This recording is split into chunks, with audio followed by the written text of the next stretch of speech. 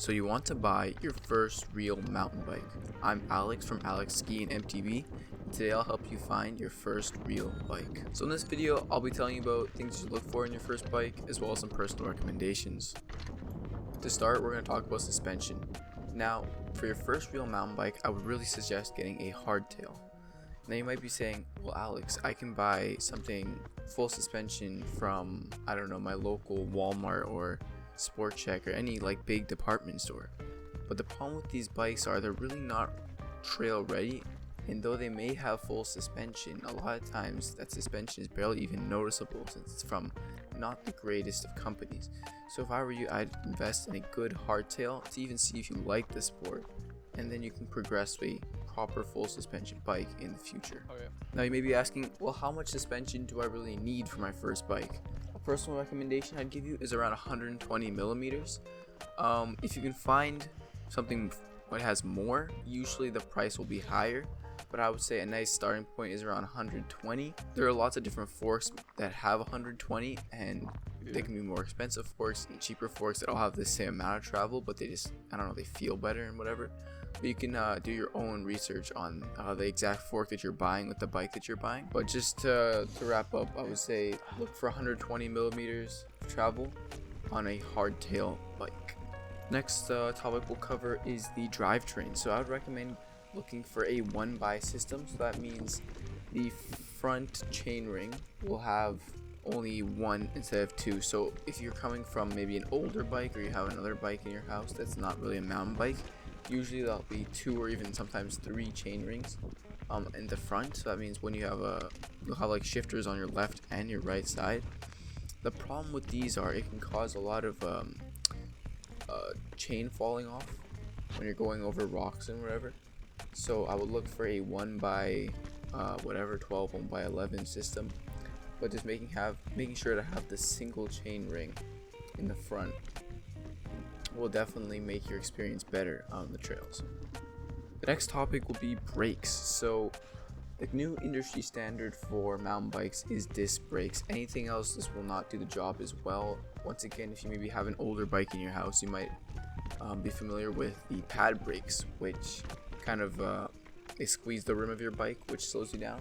But the new industry standard is disc brakes, where you have 2 pads that squeeze little discs on the wheel, which just results in far greater braking power and is honestly really required if you want to go mountain biking. Braking is very important, so I would definitely look for disc brakes. Majority of mountain bikes will have disc brakes, so not something you have to look too hard for, since most bikes will have them. But just keep that in mind. And lastly, tires. So once again, the new kind of standard for tires is 29-inch tires, which allow you to roll a lot faster and allow you to kind of plow over rough terrain. But another thing with a lot of new hardtails is they have plus size tires. So they're a bit wider, which kind of make up for the lack of suspension that you have. And my last bike did have them, and they're an absolute pleasure to have. They're very nice. I would recommend them. Most hardtails you'll probably look at from big companies will have them, so just kind of keep that in mind, as well as the overall tire that comes with the bike. You can kind of tell if the bike is really mountain ready just by the tire, how much grip it has, how knobby and how traction it looks. So that's another great way to see if this bike is really what you need. So those are kind of like the general essentials I would say to look out for when you're buying a new mountain bike. I'll kind of just list off a couple like bonus things that are really nice to have. A dropper seat post. So what a dropper seat post does, it allows you to move your seat post up and down with a lever on your handlebars. So if maybe you're familiar with like a quick release lever, whereas actually you have to like get off your bike, flip the lever open, and actually pull up your seat or push it down, which can be kind of frustrating to do on the trail, especially you're going to want the seat all the way down when you're descending and probably all the way up when you're trying to climb up. So it's kind of frustrating to get off your bike and move your seat up and down, up and down. So a dropper seat post is a really nice thing to have. A lot of higher end bikes, maybe pushing the 1500 Canadian range, will have a dropper seat post. So it's just depending on how much you want to spend. And as well as quick release tires, or quick release wheels. I should say. Another just kind of thing that's nice to have, which allows you to take the wheels off pretty easily, and if you need to like move your bike around and maybe fit in your car, this is a nice thing to have. I wouldn't say it has to be a deal breaker, but it's just really practical to have. And now we'll get into things you maybe want to avoid. So like I said at the beginning of the video, things you want to avoid is buying your bike from a department store. Now, there's actually been a bit of a resurgence of kind of better department store bikes.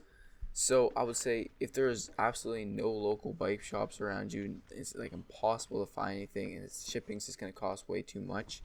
I would say do your research, use this video, look at all the things I talked about, and try to find department store bikes that like take off everything. Because I know there has been a couple department stores that have been manufacturing like decent trail ready bikes, but overall I would suggest checking out your local bike shop, maybe going in there and talking to them.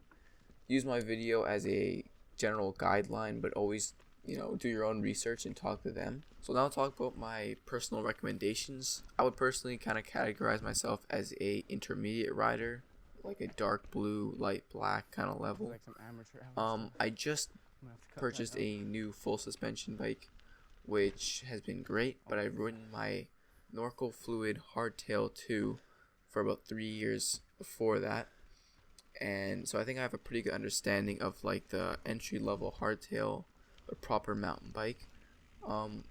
I would really recommend the Norco Fluid, but you really can't go wrong with going with any bike brand, and you'll soon start to realize that a lot of bike companies kind of have very similar bikes, just in the way that bike companies only really manufacture the frame and maybe some of the components, but most of them will feature the same tires, the same fork, the same drivetrain, same pedals. They're really only making the frame. So most like fairly large companies will have their own line of entry-level hardtails, which will all include basically the same components. It's really just the frame that changes.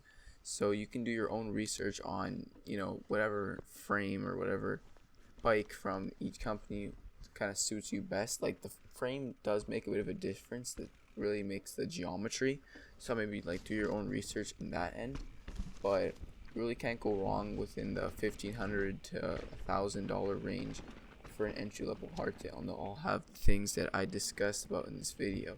So my personal recommendation is the Norco Fluid Hardtail 2, but there are a lot of other great entry-level hardtails which feature very similar things to the Norco and maybe even come at a better price.